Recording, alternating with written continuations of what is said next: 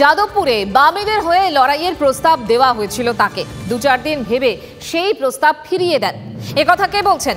TV9 বাংলায় বিস্ফোরক দাবি অবসরপ্রাপ্ত বিচারপতি এবং বিজেপি নেতা অভিজিৎ গঙ্গোপাধ্যায়। শুনুন। ধর্মে বিশ্বাস করেন সেই জন্য বামেদের সঙ্গে যাননি, মানে বামপন্থীদের সঙ্গে আপনি যেতে পারতেন, অপশন ছিল। কংগ্রেসের ক্ষেত্রেও আপনি মতাদর্শগত জায়গা থেকে যাননি। বিজেপির ক্ষেত্রে আপনার সবকিছু ম্যাচ করেছে, সেই জন্যই গেছেন। মানে এই রকম ব্যাখ্যা করে এবং অপশনসগুলোকে যাচাই করে তারপরে একটা সিদ্ধান্ত নেওয়া রাজনীতিতে ইদানিংকালে এরকম র্যাশনালি কাউকে আমরা বলতে শুনি। সিপিআইএম এর পক্ষ থেকেও কিন্তু আমার কাছে প্রস্তাব ছিল যাদবপুর কনস্টিটিউয়েন্সি থেকে দাঁড়ানোর।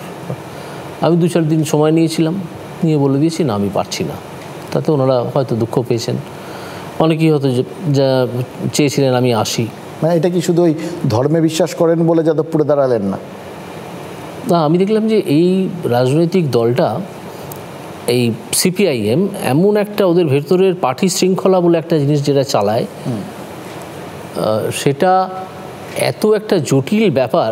এবং এই পার্টি শৃঙ্খলার ফাঁদে পড়ে কত লোকের যে 12টা বেজেছে, কত ভালো মানুষের, যারা সত্যিকারের আবেগ নিয়ে বুদ্ধি দিয়ে রাজনীতি করতে গেছিলেন, ওই যে একটা পার্টি শৃঙ্খলা, মুক্ত পার্টির ওপর থেকে চাপিয়ে দেওয়া, এটাই করতে হবে, অন্যটা করা যাবে না। ঠিক আছে, এইটার কোনো ক্রিয়েটিভ লোক এটা করতে পারেন না, এটা মানতে পারেন না। এই মুহূর্তে আমাদের সঙ্গে রয়েছেন সিপিআইএম নেতা এবং আইনজীবী বিকাশ রঞ্জন ভট্টাচার্য।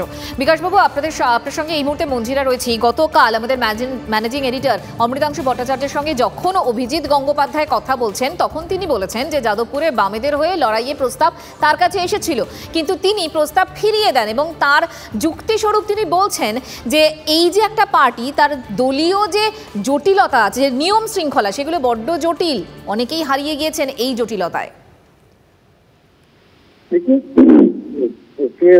দাঁড়াবার জন্য প্রস্তাব বামেরা কেউ দিয়েছিল কিনা আমার জানা নেই।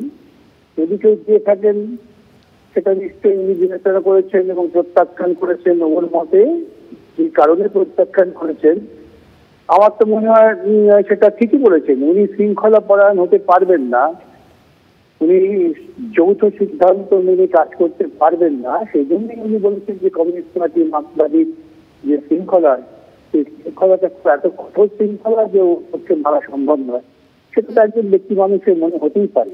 এবং এই কথার মধ্যে দিয়ে এটা তো পরিষ্কার হলো যে কমিউনিস্ট পার্টি যারা তার সঙ্গে যুক্ত হন, তাদের সকলকেই পার্টির নির্দিষ্ট শৃঙ্খলা মেরে এবং যৌথ সিদ্ধান্তকে কার্যকর করার জন্য কাজ করতে হয়। সত্যি তাকে কি প্রস্তাব দেওয়া হয়েছিল যাদবপুরে বামেদের হয়ে লড়ার জন্য? আমার জানা নেই। যদি কেউ দিয়ে থাকেন তিনি হয়তো তার ব্যক্তিগত উদ্যোগে বলে থাকতে পারেন, কিন্তু পার্টির থেকে কোনো প্রস্তাব দেওয়া হয়েছিল আমার জানা নেই, এটুকু বলতে পারি। অনেক ধন্যবাদ বিকাশবাবু, অনেক ধন্যবাদ। বিকাশ রঞ্জন ভট্টাচার্য, আইনজীবী এবং সিপিআইএম সাংসদের সঙ্গে আমরা কথা বলছিলাম, যে কথার প্রেক্ষিতে বিকাশবাবুর সঙ্গে কথা হচ্ছিল, অর্থাৎ অভিজিৎ গঙ্গোপাধ্যায়ের বক্তব্য আরও একবার শোনাবো আপনাদের। ধর্মে বিশ্বাস করেন সেই জন্য বামেদের সঙ্গে যাননি, মানে বামপন্থীদের সঙ্গে আপনি যেতে পারতেন, অপশন ছিল। কংগ্রেসের ক্ষেত্রেও আপনি মতাদর্শগত জায়গা থেকে যাননি। বিজেপির ক্ষেত্রে আপনার সবকিছু ম্যাচ করেছে, সেই জন্যই গেছেন। মানে এই রকম ব্যাখ্যা করে এবং অপশনসগুলোকে যাচাই করে তারপরে একটা সিদ্ধান্ত নেওয়া রাজনীতিতে ইদানিংকালে এরকম র্যাশনালি কাউকে আমরা বলতে শুনি। সিপিআইএম এর পক্ষ থেকেও কিন্তু আমার কাছে প্রস্তাব ছিল যাদবপুর কনস্টিটিউয়েন্সি থেকে দাঁড়ানোর। আমি 2-4 দিন সময় নিয়েছিলাম, নিয়ে বলে দিয়েছি না, আমি পারছি না। তাতে ওনারা হয়তো দুঃখ পেয়েছেন, অনেকেই হয়তো যা চেয়েছিলেন আমি আসি। মানে এটা কি শুধু ওই ধর্মে বিশ্বাস করেন বলে যাদবপুরে দাঁড়ালেন না? না, আমি দেখলাম যে এই রাজনৈতিক দলটা, এই সিপিআইএম, এমন একটা ওদের ভেতরের পার্টি শৃঙ্খলা বলে একটা জিনিস যেটা চালায়, সেটা এত একটা জটিল ব্যাপার।